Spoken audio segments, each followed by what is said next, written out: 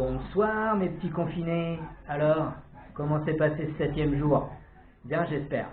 Alors ce soir, sans plus attendre, et comme d'habitude, nous allons retrouver Mike pour sa chronique du bon son, du bonsoir, avec encore une petite pépite trouvée dans l'appart. À toi Mike. Bonsoir à toutes, bonsoir à tous, bienvenue en ce 7e jour de confinement sur la chronique du bon son, du bonsoir. Et ce soir, j'avais envie de partager avec vous l'album L'école du micro d'argent du groupe de rap français IAM, album sorti en 1997. Alors l'école du micro d'argent est le 3e album studio du groupe de rap IAM, sorti le 18 mars 1997 sur les labels EMI, The Label et Virgin. L'album a été enregistré en partie à New York. Une bonne partie des morceaux a été retravaillée ensuite à Paris, où quelques nouveaux titres ont également fait leur apparition.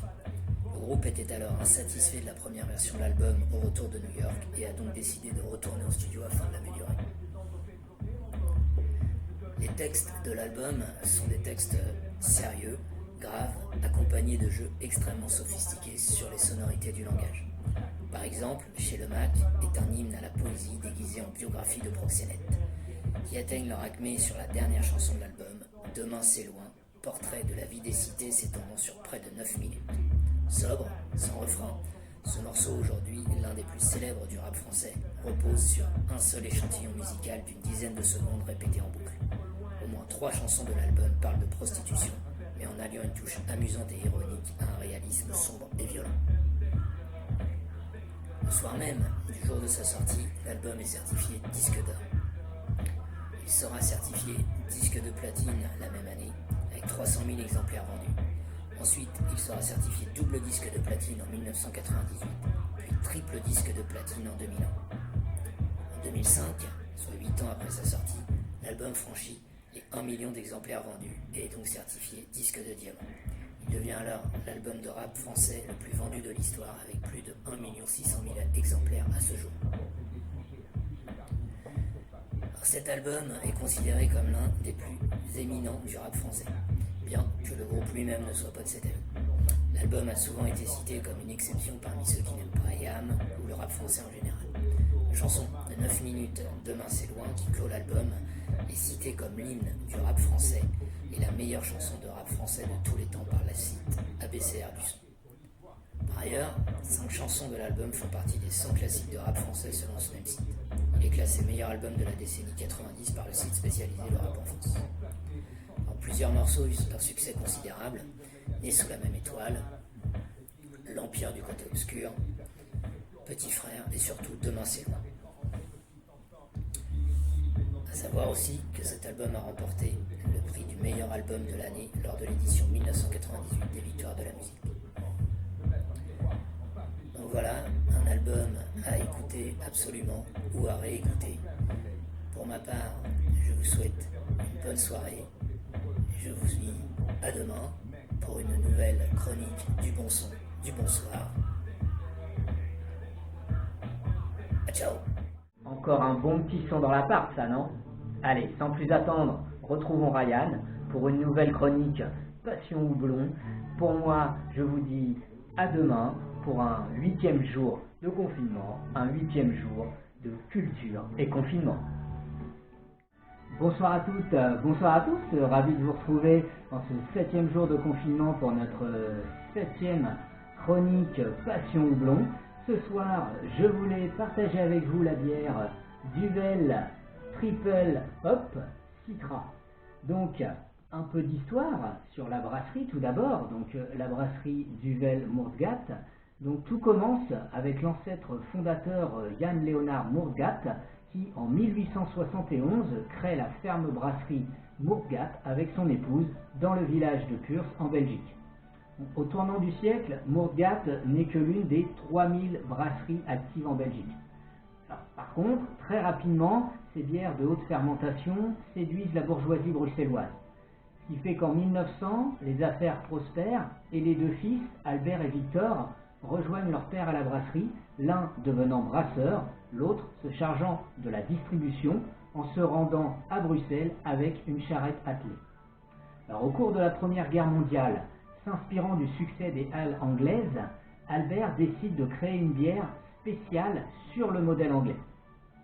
Il se rend donc en Écosse pour s'y procurer cette levure spécifique. Et aujourd'hui, d'ailleurs, la levure utilisée est toujours cultivée à partir de cette même souche. Donc les deux frères continuent ensuite leurs recherches et expérimentations jusqu'à obtenir la recette parfaite. Alors cette nouvelle bière est d'abord appelée Victory Ale pour commémorer la fin de la Première Guerre mondiale. C'est une nouvelle bière qui surprend véritablement. Et d'ailleurs, lors d'une dégustation avec les notables du village, l'un d'entre eux, très surpris par les puissants arômes, s'exclame « Mais c'est un véritable diable !» Diable qui se traduit par Duvel en flamand. Donc c'est ainsi que, à partir de 1923, la bière sera commercialisée sous ce nom, un acte audacieux d'ailleurs dans la Flandre catholique de l'époque. Alors de nos jours, la bière Duvel ravit de nombreux amateurs dans plus de 60 pays. Alors si l'on détaille un petit peu plus cette Duvel Triple Up, en fait, depuis 2007, les brasseurs de Duvel ont fait preuve d'inventivité pour conférer à la Duvel une touche surprenante et davantage d'amertume grâce à une troisième variété de houblon. Donc c'est le houblon aromatique Citra qui est ici utilisé. Cultivé dans la vallée de Yakima près de Washington, cette variété de houblon est merveilleusement aromatique et caractérisée par une amertume rafraîchissante et des notes d'agrumes. Alors ajoutés aux deux houblons permanents, ils appliquent ensuite la technique du houblonnage à froid, au cours de laquelle les fleurs de houblon sont ajoutées. C'est cette phase ultérieure du brassage qui permet de retrouver davantage d'arômes de houblon dans le produit final. Donc, on est sur une bière qui titre à 9,5% d'alcool par volume, et nous allons de ce pas la déguster.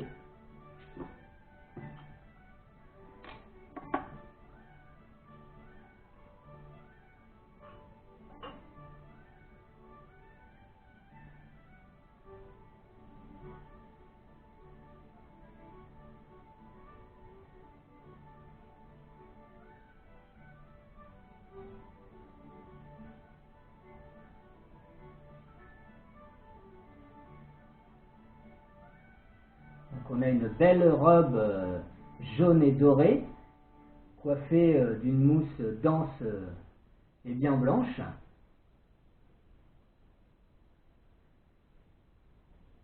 On sent très nettement les agrumes, citron.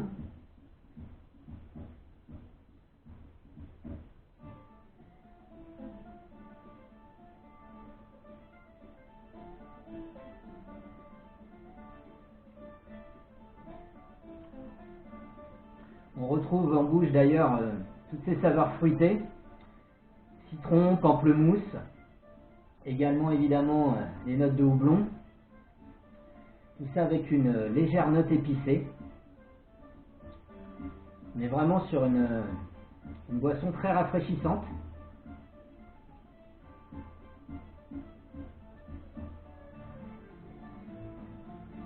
Excellent.